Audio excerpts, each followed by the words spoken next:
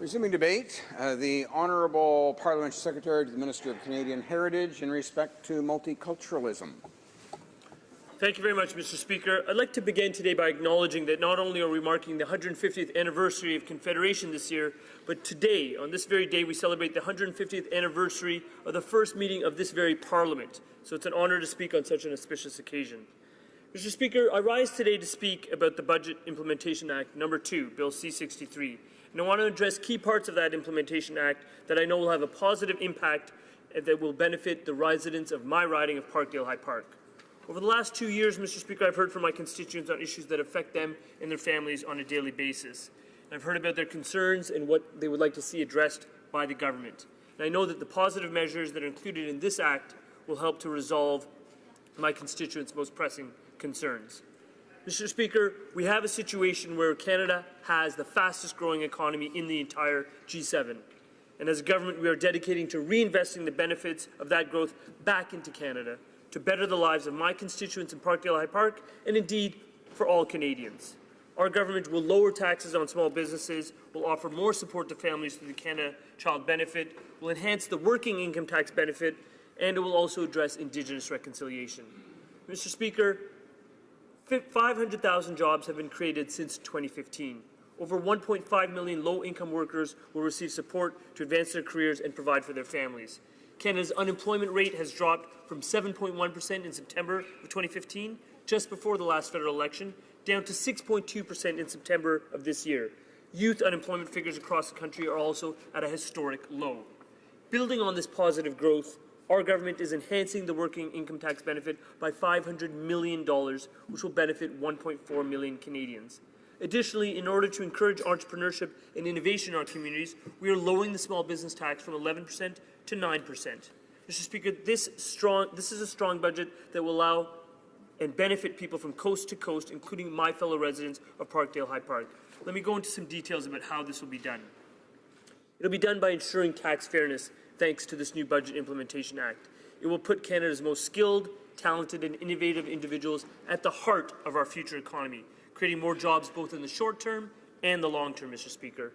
We are also implementing an agenda that addresses the changing nature of the economy to ensure that it will work for all Canadians. $400 million in this legislation will be allocated to be put in place for a venture capital catalyst initiative. This will directly benefit startups, entrepreneurs, and small businesses of Parkdale High Park and right around the country. I know it is the small business owners like those in the neighbourhoods of my riding, like the Junction, like Roncesvalles Village, like Parkdale itself, like Bloor West Village, that not only stimulate our economy, but also support the families living in our very community. In the last couple of years, it has been a pleasure to engage in conversations time and time again with small business owners in Parkdale High Park, who make up the fabric of the fantastic neighbourhoods where we live, where we shop, and where we raise our families. I've also held a town hall with such small business owners and did so at the end of September. I listened carefully to their concerns and relayed those concerns back to Cabinet and back to the Minister. And Mr. Speaker, our government has responded. As a result of this important feedback, we've made a determination to limit changes to the tax treatment of passive income to 3% of Canadian businesses who hold more than $1 million in their corporate accounts. We've also decided not to move forward with measures that relate to the conversion of income into capital gains. Mr. Speaker, I know that many of my constituents work long hours, sometimes maintaining more than one job, not only to advance their careers, but also to support themselves and their families.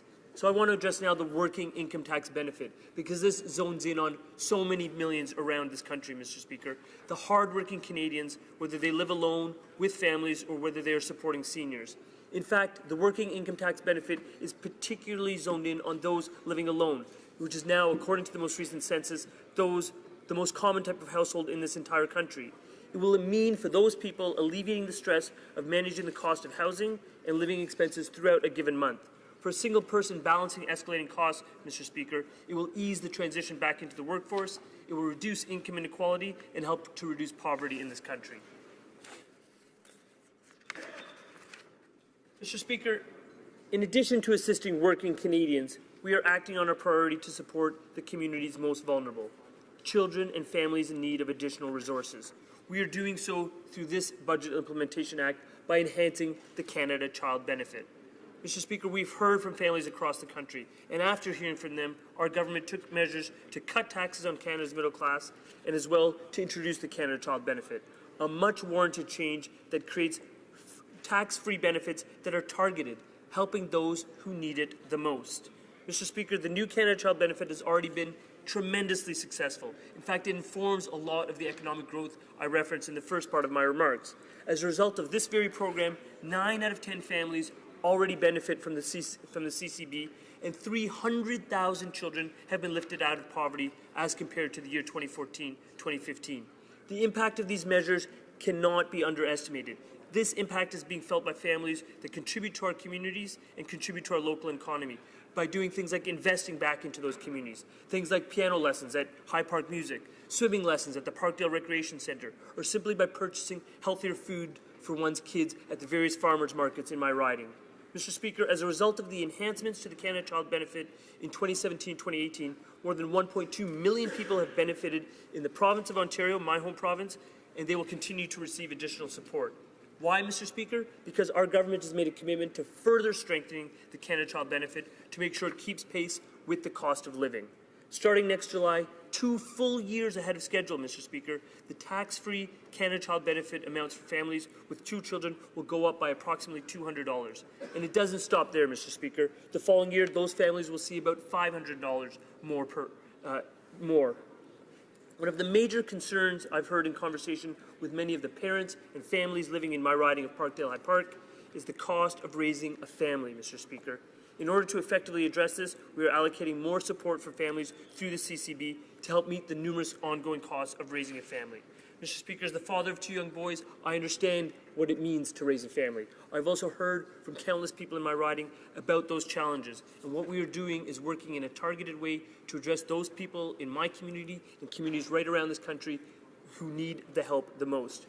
The stats are quite overwhelming, Mr. Speaker. In my riding alone, 10,290 children benefited from the Canada Child Benefit in July alone. The average payment that month was $510 per family for a total of $3,255,000 distributed to families in the riding of Parkdale High Park. In addition to the benefits received by my neighbours through the new and enhanced programs that I've mentioned, this Budget Implementation Act also includes measures to entrench and fortify our commitment as a government and as a nation to reconciliation with Indigenous persons. So let me turn to this in the concluding part of my remarks, Mr. Speaker. As Canadians, we must continue to take a critical look at our past as we contemplate the future of our relationship with Indigenous persons. It is vital for all of us to establish a spirit of reconciliation so that Canada's next 150 years leaves a positive legacy. I'm honoured distinctly in my role as Parliamentary Secretary to the Minister of Heritage to be working with the Minister of Heritage on advancing our government's efforts to preserve and restore and revitalize Indigenous languages. This goes beyond the celebration of our collective history, Mr. Speaker. It's an opportunity to begin to correct the impact of harmful government policies like the colonial legacy of the residential school system and the legacy that has had on Indigenous communities. Recognizing this, the Budget Implementation Act will invest $90 million over the next 3 years to support Indigenous languages and culture. That includes $69 million in new funding to support things like language classes and culture camps, to develop learning materials, in recording Indigenous languages through the Aboriginal Languages Initiative. Funding will also support the use of technology to preserve oral histories and the creation of other interactive educational materials. These investments build tangibly on our government's commitment to work with Indigenous persons to co-develop, in the spirit of true reconciliation, an Indigenous language legislation that will help to preserve, protect, revitalize, and promote Indigenous languages in this country. Mr. Speaker, I'll conclude by just saying this.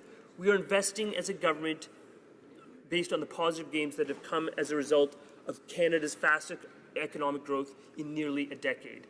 By enhancing the measures that support our small businesses, that support our families, that support hardworking people, and that further tangibly our commitment to reconciliation. I would urge all members of this House to vote in support of this bill to advance these important initiatives. Thank you, Mr. Speaker.